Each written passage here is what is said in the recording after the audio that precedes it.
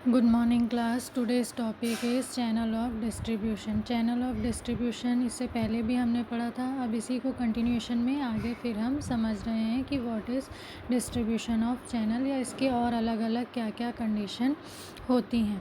सबसे पहले इसमें हम समझेंगे the most common route used for bringing the product in the market. Means कौन कौन से कॉमन रूट हैं जिसके थ्रू हम क्या करते हैं, जो प्रोडक्ट है लास्ट कस्टमर तक पहुंचाते हैं, और उसके लिए कौन कौन से मेथड हम फॉलो करते हैं।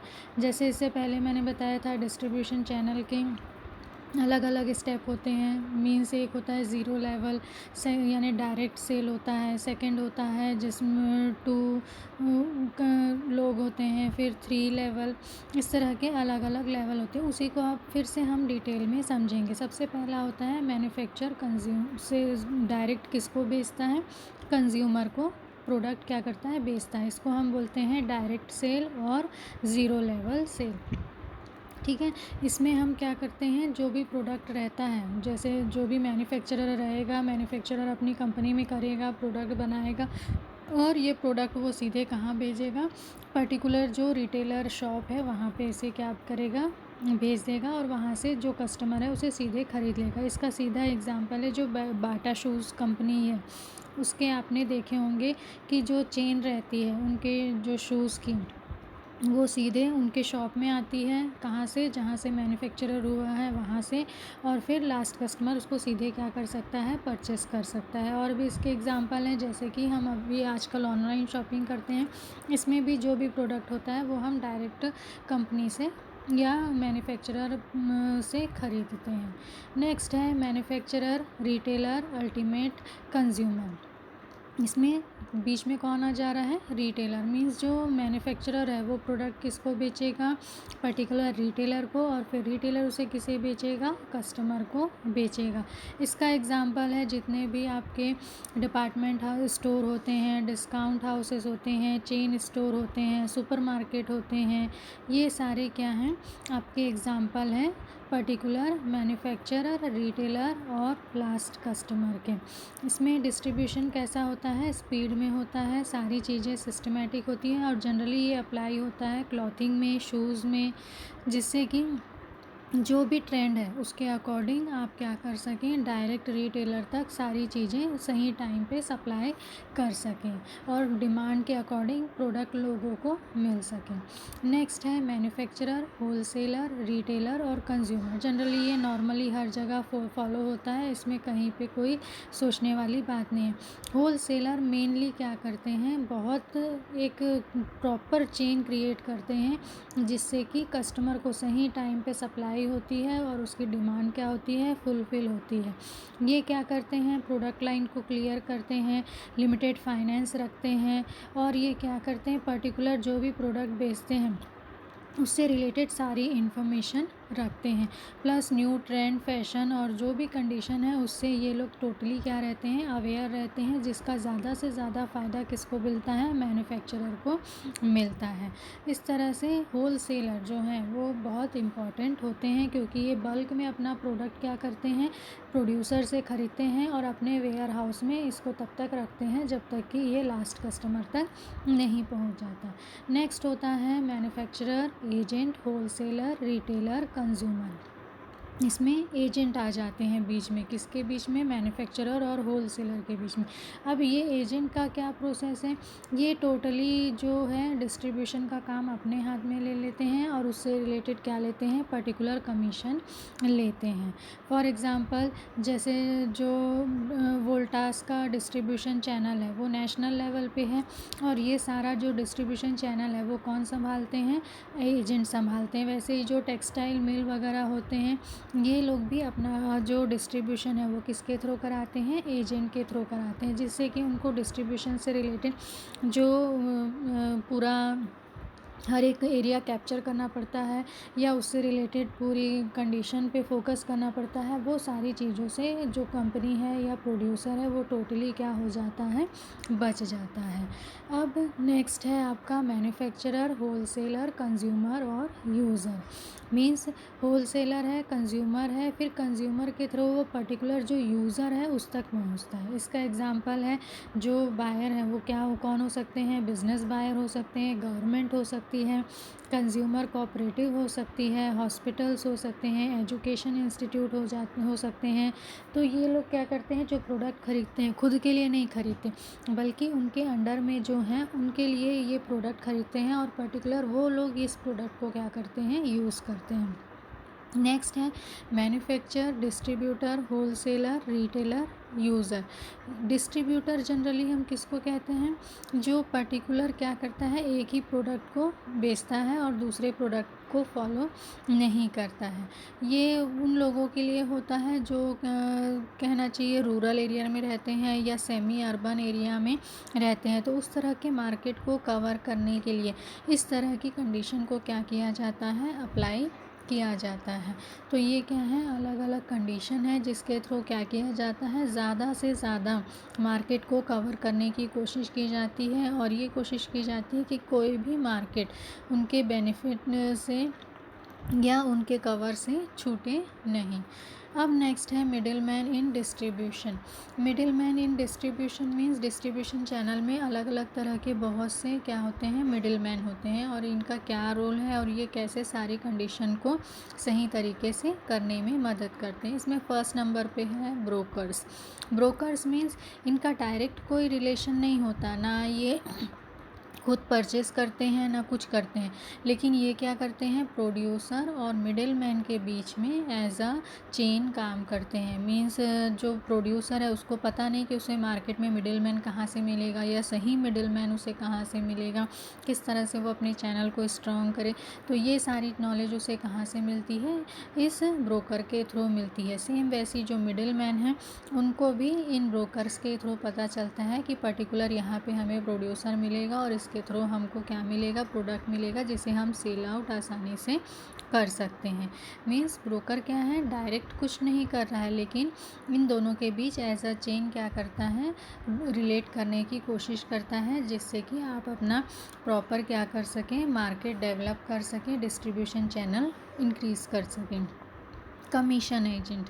कमीशन एजेंट वो होते हैं जो क्या करते हैं, पर्टिकुलर ये कंसाइनमेंट करते हैं। कंसाइनमेंट किस तरह का करते हैं, जो इस तरह के वर्क को करता है उसको क्या बोलते हैं, कंसिग्नी बोलते हैं। एज ए एम्प्लॉई ये वर्क करते हैं, और कंसिग्नी मेथड में क्या होता है, पर्टिकुलर जो भी प्रोड्यूसर जो भी प्रोडक्ट प्रोड्यूस कर रहा है उसको ये कंसिग्नी क्या करता है, मार्केट में मिडिल मैन के थ्रू लास्ट कस्टमर तक पहुंचाने में मदद करता है। लेकिन इसकी खासियत क्या होती है कि ये क्या करता है, टोटली जो प्रोडक्ट है अगर वो सेल आउट होता है तो उस पर कमीशन लेता है, और नहीं सेल आउट होता है तो उसे क्या कर सकता है, रिटर्न भी कर सकता है। ये टोटली उनके जो भी कंडीशन है उस पर डिपेंड करता है कि उन्होंने रिटर्न में क्या कंडीशंस रखी हैं। अगर मान लो उसे पूरा प्रोडक्ट बेचना है और सेल आउट होने के बाद उसकी जवाबदारी वो नहीं लेता है, तो वो कंडीशन एक होती है। दूसरी कंडीशन होती है जब पूरी जिम्मेदारी किस पे होती है, एजेंट पे होती है, और अगर प्रोडक्ट नहीं बिकता है तो जो भी लॉस है वो किसको बेयर करना पड़ता है, जो पर्टिकुलर कमीशन एजेंट है उसको बेयर करना पड़ता है। नेक्स्ट है sole selling agency. Sole selling agency में क्या होता है, जो एजेंसी रहती है वो क्या करती है, पर्टिकुलर जो एक एरिया है उसको टोटली कवर करती है और अपने एरिया में दूसरे एजेंट को आने नहीं देती है।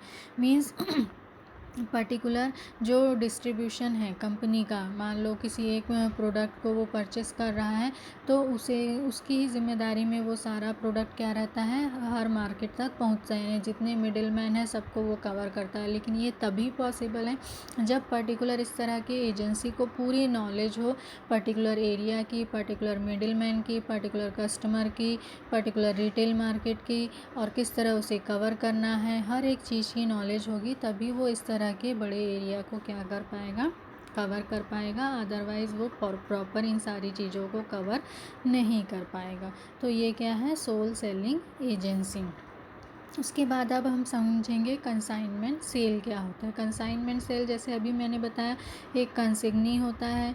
कंसिग्नी क्या होता है, रिटर्न बेसिस पे सेल करने के लिए तैयार होता है। सेल बेसिस पे वो इसलिए प्रोडक्ट को बेचने के लिए तैयार होता है क्योंकि उसको क्या है, प्रोडक्ट को बेचना है, उसे मार्केट का नॉलेज है और वो पूरी कंडीशन रखता है कि वो टोटली ज़्यादा से ज़्यादा प्रोडक्ट बेचने की पूरी कोशिश करेगा। कस्टमर मिलेंगे, जो नहीं बिकेगा बस उसी को ही वो एक लेवल तक रिटर्न की कंडीशन में रखेगा। तो उसके अकॉर्डिंग जो एजेंसी प्रॉपर इस तरह के कहना चाहिए कंडीशन में पूरा सपोर्ट करती है और जो उनका अमाउंट है वो भी क्या रहता है, तब उनको मिलता है जब वो पूरा प्रोडक्ट सेल आउट कर देते हैं।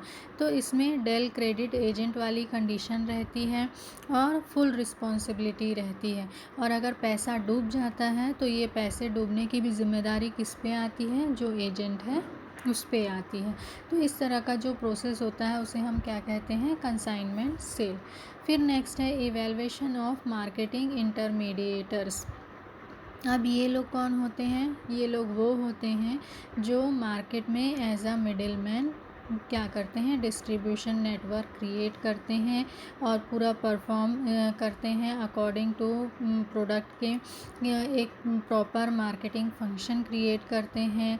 वेयर हाउस रहता है, ग्रेडिंग रहता है, स्टोरिंग रहता है, फाइनेंसिंग रहता है, रिस्क टेकिंग रहता है, डिसेमिनेशन ऑफ मार्केटिंग इंटेलिजेंस, ये सारी चीज़ों पे ये लोग फोकस करते हैं। They create time, place, possession and information utility, जिससे कि जो भी वर्क है वो सही तरीके से हो, कहीं पे किसी तरह की प्रॉब्लम ना हो। क्योंकि डिस्ट्रीब्यूशन चैनल अगर थोड़ा भी गड़बड़ाया तो उसका सीधा इफेक्ट किस पे पड़ेगा, सेल पे पड़ेगा। और जो कोई भी प्रोड्यूसर या कोई भी डिस्ट्रीब्यूशन चैनल नहीं चाहेगा, क्योंकि जो भी प्रोडक्ट है उसके लिए सारी तैयारी हो चुकी है, गुड्स बन गया है, प्रमोशन हो गया है, डिस्प्ले हो गया है, डिलीवरी हो गई है, फाइनेंसिंग हो गई है, तो उसके बाद अगर किसी तरह की गलती करना मीन्स क्या होता है, प्रॉपर पूरे जो आपका डिस्ट्रीब्यूशन चैनल है उसको क्या करना है, मीन्स डिस्टर्ब करना हो जाता है। इसलिए प्रॉपर इवैल्यूएशन करना, जो मार्केटिंग इंटरमीडिएटर्स हैं मीन्स मिडिल मैन है, जिससे कि आपका नेटवर्क सही रहे, कहीं पे किसी तरह की प्रॉब्लम ना आए और आपका परफॉर्मेंस बिल्कुल सही रहे, किसका, डिस्ट्रीब्यूशन का। नेक्स्ट हम पढ़ेंगे managing channel members. Means marketing से रिलेटेड जो चैनल्स हैं उसके जो मेंबर्स हैं उसको कैसे मैनेज करना है।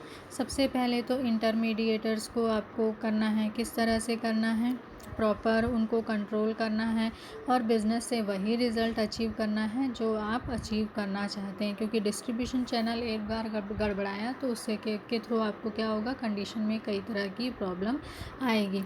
अब ये इंटरमीडिएटर्स कौन होते हैं, पहला तो होता है एजेंट और ब्रोकर, जिसके बारे में आप पढ़ चुके हैं। एजेंट और ब्रोकर कौन होते हैं, ब्रोकर वो होता है जो मिडिल मैन और जो प्रोड्यूसर है उनके बीच में एज अ चैनल का काम करता है। एजेंट वो होते हैं जो पर्टिकुलर जो प्रोड्यूसर होते हैं उनके प्रोडक्ट को अपने तरीके से हर डिस्ट्रीब्यूशन चैनल में सप्लाई करते हैं। नेक्स्ट है होलसेलर। होलसेलर मीन्स वो भी एक तरह से एजेंट ही होते हैं, लेकिन ये क्या करते हैं, हर तरह के प्रोडक्ट को खरीदते हैं। मीन्स किसी एक कंपनी के भरोसे ही ये लोग नहीं रहते, ये लोग कई कंपनी के प्रोडक्ट अलग अलग तरीके से खरीदते हैं, बल्क में खरीदते हैं और अपने वेयर हाउस में तब तक सेफ रखते हैं जब तक कि रिटेलर के थ्रू जो लास्ट कस्टमर है वहाँ तक ना पहुँच जाए। नेक्स्ट होता है डिस्ट्रीब्यूटर। जनरली डिस्ट्रीब्यूटर और होलसेलर दोनों का वर्क एक जैसा होता है, लेकिन इसमें सिर्फ एक डिसिमिलैरिटी होती है। वो डिसिमिलैरिटी होती है कि जो डिस्ट्रीब्यूटर है वो पर्टिकुलर एक ही कंपनी के प्रोडक्ट को बेचेगा, दूसरे कंपनी के प्रोडक्ट को बिल्कुल भी हाथ नहीं लगाएगा। फॉर एग्ज़ाम्पल जो डिस्ट्रीब्यूटर है कोका कोला का, वो कभी भी किसी भी दूसरी कंपनी का, पेप्सी हो या कोई भी कंपनी का प्रोडक्ट वो नहीं बेचेगा। तो होलसेलर और डिस्ट्रीब्यूटर में सिर्फ यही जो है फ़र्क है कि जो डिस्ट्रीब्यूटर होते हैं वो पर्टिकुलर एक प्रोडक्ट के लिए लॉयल होते हैं और उसी से रिलेटेड डिस्ट्रीब्यूशन का वर्क करते हैं और दूसरे उसमें कभी भी फोकस नहीं करते। रिटेलर मीन्स ये बल्क में नहीं खरीदते हैं सामान, ये छोटे छोटे यानी स्मॉल क्वांटिटी में प्रोडक्ट को खरीदते हैं और पर्टिकुलर कंटिन्यूएशन में खरीदते हैं, क्योंकि इनके को जो प्रोडक्ट बेचना है वो किन को बेचना है, लास्ट कस्टमर को बेचना है। तो ये कंटिन्यूएशन में जल्दी प्रोडक्ट खरीदते हैं, लेकिन बल्क में बहुत ज़्यादा अमाउंट में स्टोर करने के लिए इनके पास स्पेस नहीं होता है। इसलिए ये क्या करते हैं, अलग अलग वैरायटी, अलग अलग शेप, साइज़, मीन्स जो जिस तरह की क्वांटिटी या साइज़ कस्टमर ख़रीद सकता है उसके अकॉर्डिंग क्या करते हैं, अलग अलग साइज़, अलग अलग डिज़ाइन, अलग अलग पैकिंग के अकॉर्डिंग प्रोडक्ट को परचेस करके थोड़ी थोड़ी क्वांटिटी में अपने पास में रखते हैं और कंटिन्यूएशन में ये होलसेलर से पर्टिकुलर 1 वीक या 15 डेज़ के गैप में कंटिन्यूएशन में क्या करते जाते हैं, परचेस करते जाते हैं। तो ये क्या है, डिस्ट्रीब्यूशन चैनल के अलग अलग कंडीशन। अब डिस्ट्रीब्यूशन चैनल का मैनेजमेंट कैसे होता है, पहले तो प्रॉपर ट्रेनिंग देना, मीन्स जो भी सेल्स प्रोसेस है, टर्म्स है, कंडीशन है, कॉम्पिटिटिव कंडीशन है, उन सारी चीज़ों से लोगों को यानी जो डिस्ट्रीब्यूशन चैनल से रिलेटेड है उनको अवेयर कराना और उससे रिलेटेड प्रॉपर ट्रेनिंग देना कि किस तरह से हमें स्टेप बाय स्टेप सारे वर्क को कंप्लीट करना है। फिर नेक्स्ट है deciding the compensation structure. Compensation structure create करना मीन्स डिसाइड करना कि प्रॉपर जो स्ट्रक्चर है वो कैसा होगा, कौन किसके अंडर में रहेगा, कैसे सारा प्रोसेस जो है कंप्लीट होगा, चैनल कहाँ से कहाँ जाएगा, हर एक चीज़ टोटली क्या होती है, क्लियर होती है, जिससे कि कहीं पे किसी को किसी तरह की प्रॉब्लम ना हो। प्लस प्रॉपर स्कीम क्या होगी, डिस्काउंट क्या होगा, इंटेंसिव क्या होगी, हर एक चीज़ की नॉलेज हर जो अंडर में काम कर रहे हैं उनको होती है, जिससे कि जो भी डिस्काउंट है या सारी चीज़ें हैं वो उनको उससे अवेयर करा सकें, किसको, जो उनके मिडिल मैन है, रिटेलर हैं या लास्ट कस्टमर हैं उनको।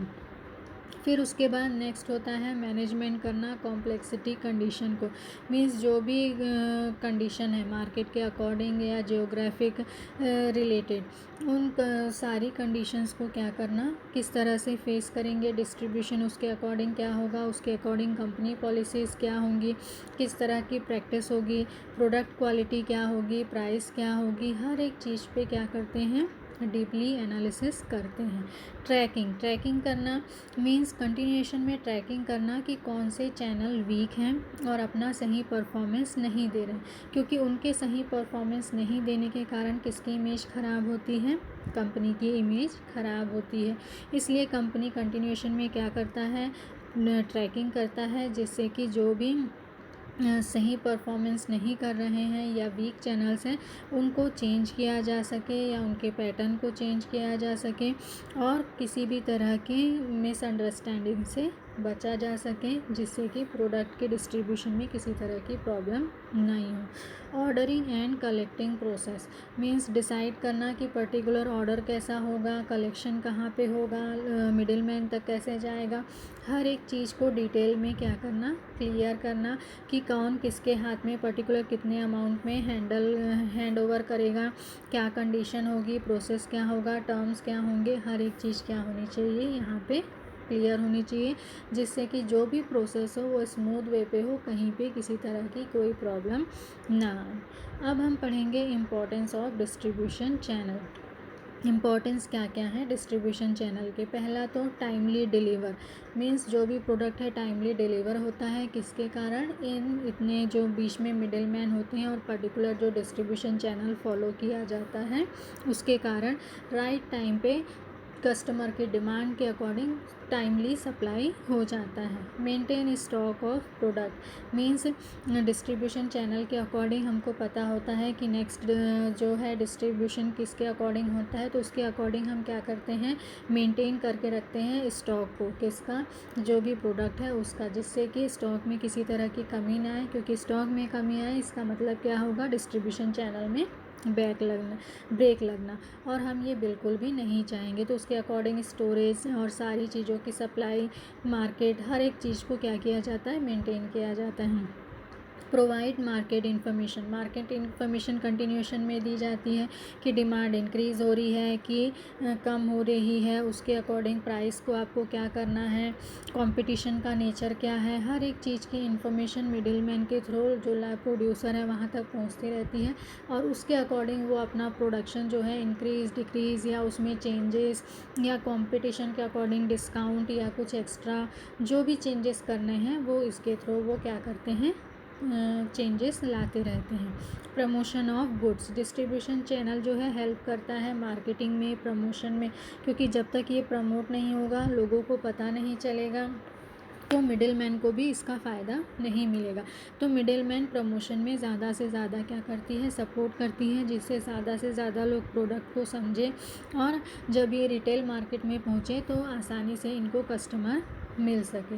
प्रोवाइड फाइनेंस में भी सपोर्ट करता है। डिस्ट्रीब्यूशन चैनल के थ्रू जो बल्क में हम प्रोडक्ट क्या करते हैं, होलसेलर या रिटेलर को देते हैं, तो वो हमको हाफ अमाउंट या कभी कभी टोटल अमाउंट क्या करते हैं, वह हमको उसी समय दे देते हैं। मीन्स प्रोडक्ट बिका नहीं रहता, लेकिन उनको पूरा बिलीव रहता है कि ये प्रोडक्ट बिक जाएंगे, और वो पेमेंट पहले से क्या करते हैं, कंपनी को कर देते हैं, जिससे कंपनी का काम नहीं रुकता है, कंटिन्यूएशन में उनका रॉ मटेरियल और सारा प्रोसेस आते रहता है, और जो नेक्स्ट स्टॉक है अगली डिस्ट्रीब्यूशन की डील आने से पहले तक उनके पास अगला बल्क में स्टॉक क्रिएट रहता है।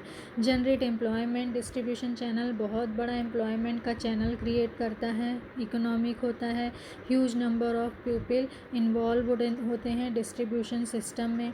तो इस तरह से ये क्या करता है, ज़्यादा से ज़्यादा लोगों को एम्प्लॉयमेंट देने का वह काम करता है। डिस्ट्रीब्यूशन ऑफ रिस्क, ये क्या करता है, जो प्रोड्यूसर है उसके रिस्क फैक्टर को कम से कम करने की कोशिश करता है। मीन्स प्रोडक्ट के प्रोड्यूस होने के बाद उसको सेफली कंज्यूमर तक उसके टाइम के अकॉर्डिंग पहुंचाना किसका काम होता है, डिस्ट्रीब्यूशन चैनल का काम होता है। इस तरह से हम कह सकते हैं कि डिस्ट्रीब्यूशन चैनल का काम जो भी है वो बहुत इम्पॉर्टेंट है। अगर डिस्ट्रीब्यूशन चैनल नहीं होंगे तो प्रोड्यूसर और कंज्यूमर के बीच जो प्रोडक्ट है वो पहुंचने में बहुत क्या होगा, डिले होगा। तो ये delay, time gap, demand, supply, इन सारी चीज़ों को हम किसके थ्रू मैनेज कर सकते हैं, जो आपका क्या है, डिस्ट्रीब्यूशन चैनल है उसके थ्रू। Thank you.